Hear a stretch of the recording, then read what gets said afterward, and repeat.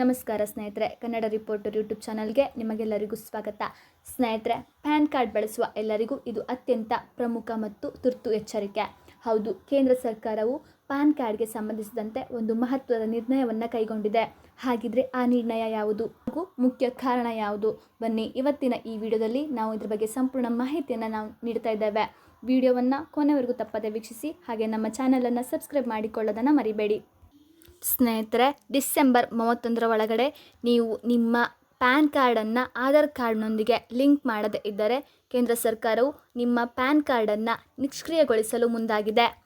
ಈ ನಿರ್ಧಾರಕ್ಕೆ ಮುಖ್ಯ ಕಾರಣ ದೇಶದಲ್ಲಿ ಹೆಚ್ಚುತ್ತಿರುವ ಆರ್ಥಿಕ ವಂಚನೆ ಮತ್ತು ವೈಯಕ್ತಿಕ ಮಾಹಿತಿಯ ದುರುಪಯೋಗ.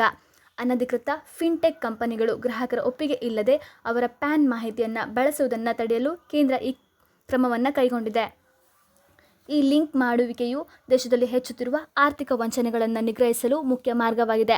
ಒಂದು ವೇಳೆ ನೀವು ಡಿಸೆಂಬರ್ 31 ಒಳಗೆ ಈ ಲಿಂಕಿಂಗ್ ಕೆಲಸವನ್ನು ಪೂರ್ಣಗೊಳಿಸದೇ ಇದ್ದರೆ ನೀವು ಭಾರಿ ಸಮಸ್ಯೆಗಳನ್ನು ಎದುರಿಸಬೇಕಾಗುತ್ತದೆ.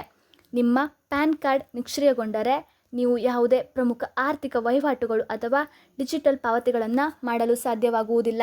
ಅಷ್ಟೇ ಅಲ್ಲ, ರದ್ದಾದ ಪ್ಯಾನ್ ಕಾರ್ಡನ್ನು ಮತ್ತೆ ಸಕ್ರಿಯಗೊಳಿಸುವುದು ಸಹ ತುಂಬ ಕಷ್ಟಕರವಾಗಬಹುದು ಎಂದು ಅಧಿಕಾರಿಗಳು ಎಚ್ಚರಿಸಿದ್ದಾರೆ.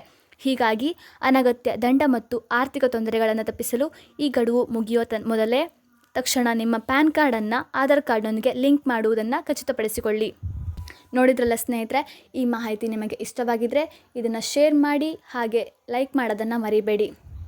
ಇದೇ ರೀತಿ ಮುಂದಿನ ಉಪಯುಕ್ತ ಮಾಹಿತಿಯೊಂದಿಗೆ ನಾವು ನಿಮಗೆ ಮುಂದಿನ ವಿಡಿಯೋದಲ್ಲಿ ಸಿಗ್ತೇವೆ. ಧನ್ಯವಾದಗಳು. ಶುಭ ದಿನ.